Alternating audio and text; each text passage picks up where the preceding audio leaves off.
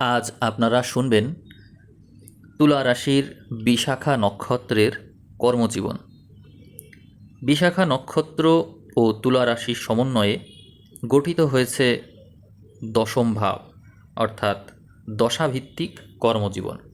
এখানে জাতকদের এই বিশাখা নক্ষত্র এর মূল অধিপতি বৃহস্পতি এবং তুলা রাশির অধিপতি শুক্র, এই দুই গ্রহের সমন্বয়ে তাদেরকে কৌশলী, দূরদর্শী এবং ন্যায়পরায়ণ নেতা হিসেবে গড়ে তোলা হয়েছে। বৈদিক জ্যোতিষশাস্ত্র অনুযায়ী বিশাখা নক্ষত্রের প্রথম 3টি পদ আছে। 20 ডিগ্রি থেকে 30 ডিগ্রি পর্যন্ত তুলা রাশির এই অন্তর্গত অংশ নক্ষত্রের অধিপতি বৃহস্পতি, যা জ্ঞান ও প্রজ্ঞার পরিচয় দিয়ে থাকে, এবং রাশির অধিপতি শুক্র কলা, কূটনীতি ও সম্পর্ককে নির্দেশ করে। এখানে রাশির অধিপতি শুক্র এবং বৃহস্পতি, এই দুটো গ্রহ কিন্তু রাশিচক্রের মধ্যে নৈসর্গিক শুভগ্রহ হিসেবে সর্বোচ্চ পর্যায়ে রয়েছে।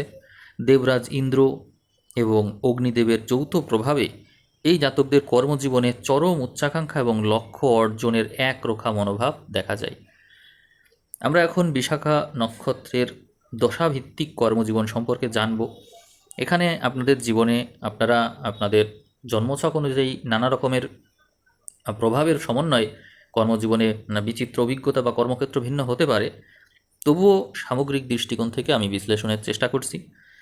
আপনি আইন এবং বিচার ব্যবস্থার ক্ষেত্রে ভালো করবেন। এর কারণ হলো তুলা রাশি হলো ন্যায় বিচারের প্রতীক, এবং বিশাখা নক্ষত্র সবসময় সত্যের পক্ষে লড়তে পছন্দ করে। এই জন্য আপনারা ভালো আইনজীবী, বিচারক, মধ্যস্থতাকারী বা আইনি পরামর্শদাতা হিসাবে ভালো করেন। জটিল সামাজিক বা প্রাতিষ্ঠানিক বিরোধ মীমাংসায় আপনারা অত্যন্ত দক্ষ। আপনারা রাজনীতি ও কূটনীতিতেও অনেক ভালো। বিশাখা নক্ষত্রের এই জাতক জাতিকা হিসেবে আপনারা মানুষকে আকর্ষণ করার মতো চমৎকার বাগ্মিতা রাখেন ভিতরে। শুক্রের কূটনৈতিক গুণ এবং ইন্দ্রের মতো নেতৃত্ব দেওয়ার ক্ষমতার কারণে আপনারা সফল রাজনীতিবিদ, রাষ্ট্রদূত বা কূটনৈতিক উপদেষ্টা হিসেবেও প্রতিষ্ঠা পেয়ে থাকেন জীবনে। শিক্ষা, গবেষণা ও পরামর্শের ক্ষেত্রে আপনারা অনন্য। আপনাদের নক্ষত্র অধিপতি যেহেতু দেবগুরু বৃহস্পতি, এই জন্য আপনারা গভীর জ্ঞানের অধিকারী।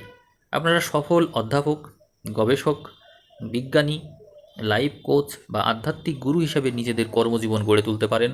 জটিল বিষয়কে সহজভাবে উপস্থাপন করার এক আশ্চর্য ক্ষমতা থাকে আপনাদের মধ্যে। আপনারা সরকারি উচ্চ পদ এবং প্রশাসনেও অনেক ভালো করেন। নেতৃত্ব দেওয়ার চমৎকার ক্ষমতা রয়েছে আপনাদের মধ্যে।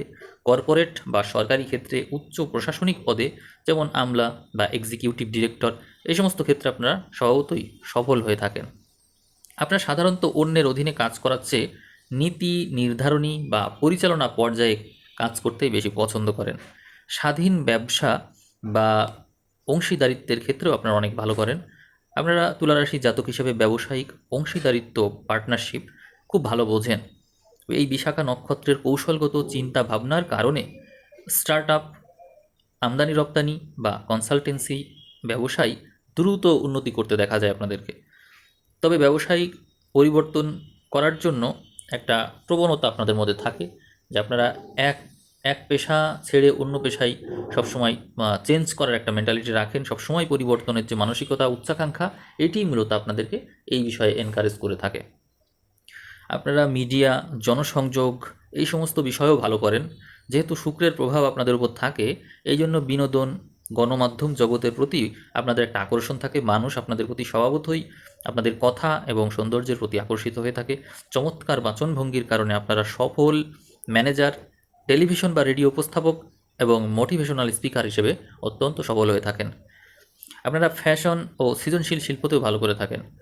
তুলা রাশির অধিপতি যেহেতু শুক্র, এটি সৌন্দর্য ও কলার কারক।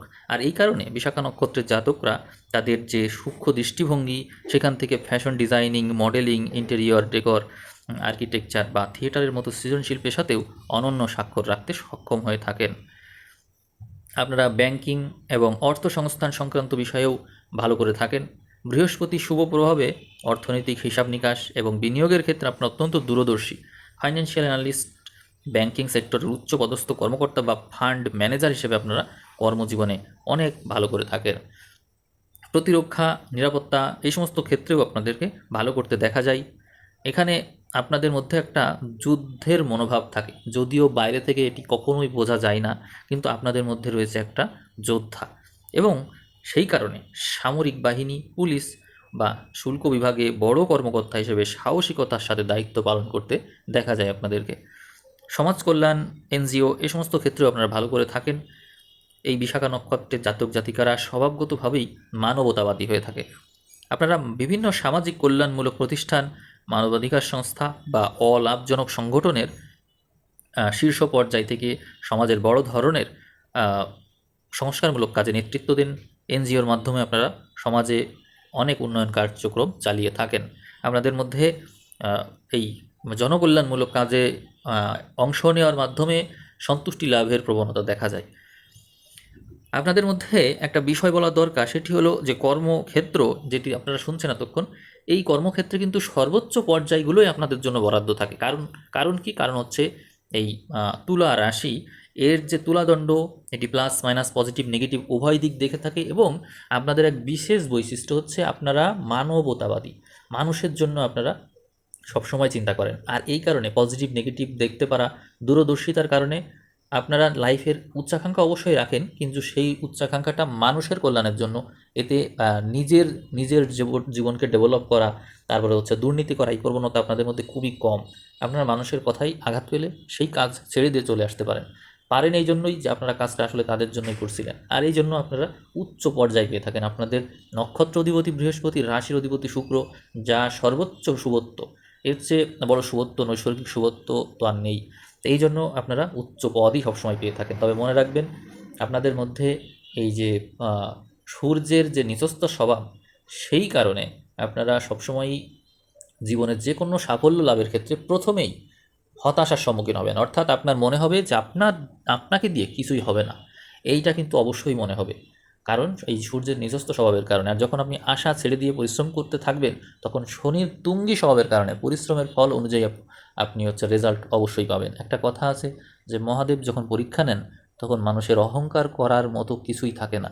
এই কথাটা সবসময় মনে রাখবেন। তুলা রাশির জাতক জাতিকাদের এখানে এই যে শনি নিচস্থ হয়, এই জন্য আপনারা সাফল্য লাভ তখনই করেন যখন আপনাদের অহংকার করার মতো কিছুই থাকে না।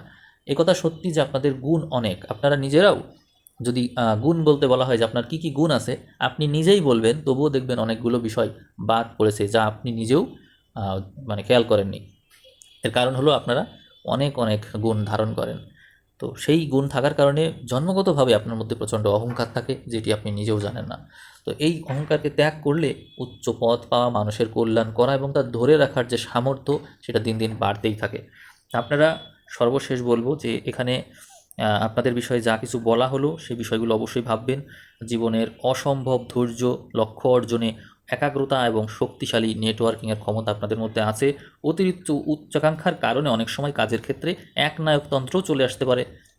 সেক্ষেত্রে কর্মক্ষেত্রে সহকর্মীদের সাথে অবশ্যই সুসম্পর্ক বজায় রেখে এগোবেন।